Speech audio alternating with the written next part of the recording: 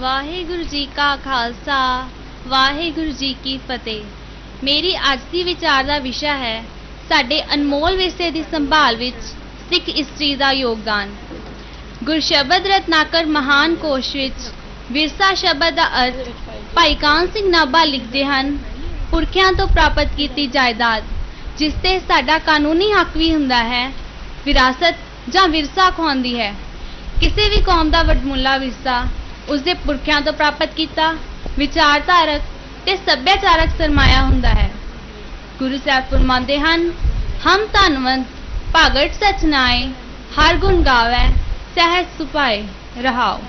ਪਿਉ ਦਾ ਦੇਕਾ ਖੋਲ ਡਿਠਾ ਖਜ਼ਾਨਾ, ਤਾਂ ਮੇਰਾ ਮਨ ਪਿਆ ਨਿਧਾਨਾ। ਰਤਨ ਲਾਲ ਜਾਕਾ ਕਛੂ ਨਾ ਮੋਲ, ਭਰੇ ਭੰਡਾਰ ਅਖੁੱਟ ਅਤੋਲ। ਸੋ ਅਸੀਂ ਅਜਿਹੇ ਭਾਗਾਂ ਵਾਲੇ ਧਨਵੰਤ ਇਨਸਾਨ ਹਾਂ ਜਿਨ੍ਹਾਂ ਨੂੰ ਵਿਰਾਸਤ ਵਿੱਚ ਨਾਮ ਰੂਪੀ ਸੱਚਾ ਧਨ ਮਿਲਿਆ ਹੈ। ਰਤਨ ਤੇ ਲਾਲ ਵਰਗੀਆਂ ਕੀਮਤੀ ਵਸਤੂਆਂ ਵੀ ਇਸ ਖਜ਼ਾਨੇ ਸਾਹਮਣੇ ਨਿਗੂਣੀਆਂ ਹਨ। ਸਿੱਖੀ ਦਾ ਇਹ ਮਹਾਨ ਗੌਰਵਮਈ ਵਿਰਸਾ ਇਸਤਰੀ ਜਾਤੀ ਦੇ ਸੇਵਾ, ਸਿਮਰਨ ਤੇ ਪੰਥ ਲਈ ਕੀਤੀਆਂ ਬੇਮਿਸਾਲ ਕੁਰਬਾਨੀਆਂ ਦੇ ਜ਼ਿਕਰ ਦੇ ਬਿਨਾਂ ਅਧੂਰਾ ਹੈ। ਕਿਸੇ ਨੇ ਸੱਚ ਹੀ ਕਿਹਾ ਹੈ ਕਿ ਜਿਸ ਧਰਤੀ ਦੀ ਨਾਰ ਸਤਪੁਰਖੀ ਹੁੰਦੀ ਹੈ, ਉਸ ਧਰਤੀ ਦੀ ਕੌਮ ਅਕਾਲ ਪੁਰਖੀ ਹੁੰਦੀ ਹੈ। ਇਸਤਰੀ ਦਾ ਉੱਚਾ ਜੀਵਨ ਵਕਤੀ ਚਾਲ ਨੂੰ ਬਦਲ ਦਿੰਦਾ ਹੈ। ਸਿੱਖ ਇਤਿਹਾਸ ਵਿੱਚ ਅਨੇਕਾਂ ਮਹਾਨ ਇਸਤਰੀਆਂ ਹਨ ਜਿਨ੍ਹਾਂ ਨੇ ਸਿੱਖ ਵਿਰਸੇ ਦੀ ਸੰਭਾਲ ਵਿੱਚ ਮਹਾਨ ਯੋਗਦਾਨ ਪਾਇਆ, ਜਿਸ ਵਿੱਚ ਸਭ ਤੋਂ ਪਹਿਲਾਂ ਬੇਬੇ ਨਾਨਕੀ ਜੀ ਦਾ ਨਾਮ ਆਉਂਦਾ ਹੈ। ਬੇਬੇ ਨਾਨਕੀ ਜੀ ਦਾ ਪਹਿਲੇ ਪਾਤਸ਼ਾਹ ਸ਼੍ਰੀ ਗੁਰੂ ਨਾਨਕ ਦੇਵ ਜੀ ਦੇ ਮਿਸ਼ਨ ਨੂੰ ਪੂਰਾ ਕਰਨ ਵਿੱਚ ਵਡਮੁੱਲਾ ਯੋਗਦਾਨ ਹੈ। ਗੁਰੂ ਸਾਹਿਬ ਦੀਆਂ ਉਦਾਸੀਆਂ ਸਮੇਂ ਬੇਬੇ ਨਾਨਕੀ ਜੀ ਦੀ ਸਿਆਣਪ ਤੇ ਯੋਗ ਅਗਵਾਈ ਨਾਲ ਹੀ ਮਾਤਾ ਸੁਲੱਖਣੀ ਜੀ ਦੇ ਦਿਨ ਘਰ ਵਿੱਚ ਸੋਹਣੇ ਬੀਤਦੇ ਰਹੇ। ਮਾਤਾ ਖੀਵੀ ਜੀ ਸਿੱਖ ਧਰਮ ਦੇ ਪਹਿਲੇ ਇਸਤਰੀ ਸੰਚਾਲਕ ਸਨ, ਜਿਨ੍ਹਾਂ ਨੇ ਔਰਤ ਜਾਤੀ ਨੂੰ ਸੁਤੰਤਰ ਕਰਨ ਦੀ ਪਹਿਲ ਕੀਤੀ ਤੇ ਸ਼੍ਰੀ ਗੁਰੂ ਨਾਨਕ ਦੇਵ ਜੀ ਦੁਆਰਾ ਚਲਾਈ ਗਈ ਲੰਗਰ ਪ੍ਰਥਾ ਨੂੰ ਬੜੀ ਹੀ ਸੋਹਣੇ ਢੰਗ ਨਾਲ ਚਲਾਇਆ। ਸਿੱਖ ਪੰਥ ਦੇ ਪਹਿਲੇ ਪ੍ਰਚਾਰਕ ਬੀਬੀ ਅਮਰੋ ਜੀ ਬਣੇ ਸਨ। ਇਹਨਾਂ ਪਾਸੋਂ ਹੀ ਬਾਣੀ ਸੁਣ ਕੇ ਗੁਰੂ ਅਮਰਦਾਸ ਜੀ ਦਾ ਗੁਰੂ ਅੰਗਦ ਦੇਵ ਜੀ ਨਾਲ ਮੇਲ ਹੋਇਆ ਤੇ ਪਿੱਛੋਂ ਸਿੱਖਾਂ ਦੇ ਤੀਜੇ ਗੁਰੂ ਬਣੇ। ਸ਼੍ਰੋਮਣੀ ਸ਼ਹੀਦ ਸ਼੍ਰੀ ਗੁਰੂ ਅਰਜਨ ਦੇਵ ਜੀ ਦੇ ਮਾਤਾ ਭਾਨੀ ਜੀ ਨੂੰ ਸਿੱਖ ਇਤਿਹਾਸ ਵਿੱਚ ਇੱਕ ਵਿਸ਼ੇਸ਼ ਸਥਾਨ ਪ੍ਰਾਪਤ ਹੈ।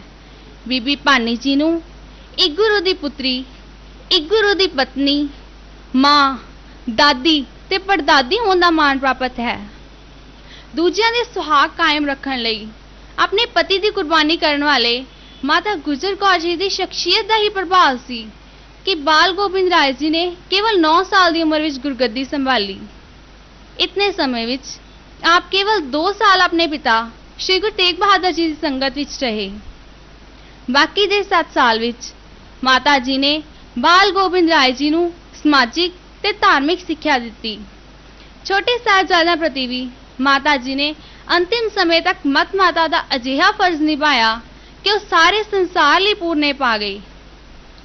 ਕਮਾਲ ਦੀ ਗੱਲ ਇਹ ਹੈ ਕਿ ਗੁਰੂ ਕਲਗੀਧਰ ਪਿਤਾ ਨੇ ਖੰਡੇ ਦਾ ਅੰਮ੍ਰਿਤ ਛਕਾ ਕੇ ਜੋ ਤਾਕਤ ਇਸਤਰੀ ਨੂੰ ਬਖਸ਼ੀ, ਉਸ ਦੇ ਨਾਲ ਹੀ ਖਾਲਸਾ ਪੰਥ ਨੂੰ ਮਾਤਾ ਸਾਹਿਬ ਕੌਰ ਦੀ ਝੋਲੀ ਪਾ ਕੇ ਜੋ ਮਾਣ ਸਿੱਖ ਔਰਤ ਨੂੰ ਬਖਸ਼ਿਆ, ਉਹ ਸਾਨੂੰ ਨਹੀਂ ਭੁੱਲਣਾ ਚਾਹੀਦਾ।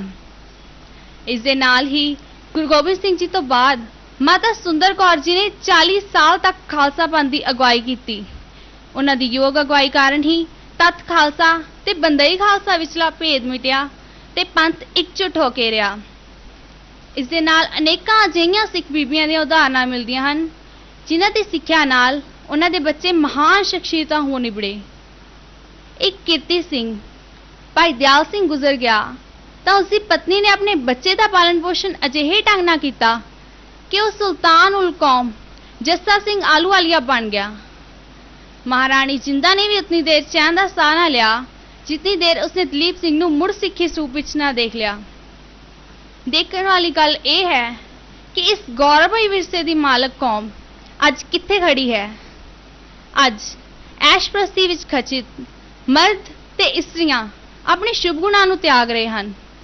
ਸਿੱਖ ਇਸਤਰੀਆਂ ਦੇ ਸਿਰਾਂ ਤੋਂ ਦੁਪੱਟੇ ਉਤਰ ਗਏ ਹਨ। ਬੱਚੇ ਤੇ ਬੱਚੀਆਂ ਕੇਸਾਂ ਦੀ ਬੇਅਦਬੀ ਕਰ ਰਹੇ ਹਨ।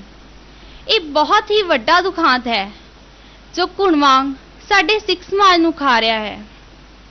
इसका मुख्य कारण है कि अजोकी विद्या प्रणाली केवल ते केवल दुनियावी विद्या तक ही सीमित है ते बच्चों नूं धार्मिक कदरां कीमतां तो जाणू नहीं करवाया जाता। अजिही विद्या बारे गुरु साहब ने आसा दी वार विच लिखिया है, पढ़ पढ़ गड्डी लद्दी है, पढ़ पढ़ भरिया साथ। पर दुनियावी विद्या दे नाल ही बच्चों नूं धार्मिक विद्या भी दित्ती जानी चाहिदी है। किसी भी मनुख दे व्यक्तित्व दी घाड़त विच दो व्यक्ति विशेष योगदान पाउंदे हन, एक अध्यापक ते दूजा माता। नाल ही ये गल भी पक्की सच है कि जो काम एक माता कर सकती है वो किसी भी अध्यापक नालों उच्चा है। जॉर्ज हर्बर्ट ने भी कहा है, a good mother is worth 100 school masters. Professor Puran Singh ने अपने लेख घर के गीहन विच लिखिया है कि साडियां मातावां दुध विच मधानी पांदियां गुरबाणी गांदियां सन। बच्चा जब सुत्ता उठदा सी तां उसदे कन्नां विच पहली आवाज़ गुरबाणी दा फरमान ही पैंदा सी। मनोविज्ञान अनुसार भी साडे सुचेत मन नालों अचेत मन नूं कीती प्रेरणा वधेरे कार्य करदी है। रात नूं सौंदे समय ते सवेरे उठदे समय साडा अचेत मन ही वधेरे कार्य करदा है।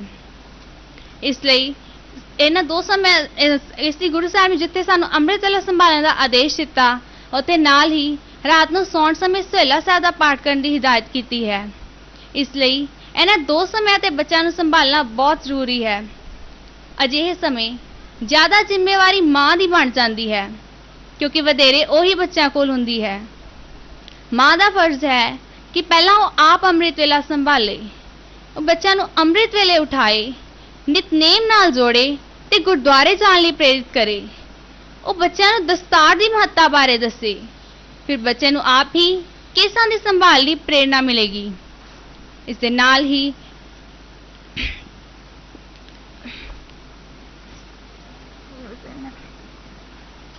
जिवें किसी भी उपज लई अनुकूल वातावरण की लोड़ हुंदी है, उस लई इन्हां धर्म की उपज लई इन्हां दो समय का वातावरण अनुकूल है।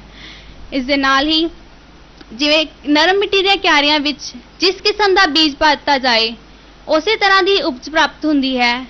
ठीक उस तरह जेकर बालमन रूपी क्यारियां विच गुरबाणी का बीज बीज दिता जाए तो गुरमुखां की कौम रूपी फसल प्राप्त होएगी। बच्चों की अध्यात्मक सिक्ख्या लई गुरबाणी सब तो वड्डा स्रोत है। बच्चों नूं संभालनी जरूरी है कि पहला माँ आप गुरमत दी धारनी होवे, क्योंकि जेकर माँ गुरबाणी नाल जुड़ी होएगी तां ही वो बच्चों नूं इस पासे लगा सकेगी। पर जेकर माँ ही फैशनां विच पई हुई गुरमत समागमां विच जाण दी थां किट्टी पार्टियां विच जाण नूं तरजीह देगी तां बच्चे किस तरह सिੱਖੀ दे राह ते चलणगे। सो सिੱਖ इस्त्री नूं चाहीदा है कि वह समाजिक फर्जां दे नाल-नाल अपने धार्मिक फर्जां नूं भी पछाणे, आप गुरमत दी धारनी बने ते अपने बच्चों लिए रोल मॉडल बने। मातावां माता गुजरी जी दे पाए होए पुरनिਆਂ ते चल के अपने बच्चों नूं गुरबाणी ते सिੱਖ इतिहास दे लड़ लाउण ताकि सतगुरां दी वडमुल्ली विरासत संभालण वाली पीढ़ी जुगो जुग कायम रहे। हर जुग है जुगो जुग, जुग है जुगो सत पीढ़ी गुरु चलन दी। जेकर आज की सिख इस्त्री अपना असली रूप पछाणे तो कुछ समय विच ही सिक्खी की फुलवाड़ी भी महकती नजर आवेगी। इन्नियां गल्लां कहंदी हुई खिमा दी जाचक हां, फतेह प्रवान करनी जी। वाहिगुरू जी का खालसा, वाहिगुरू जी की फतेह।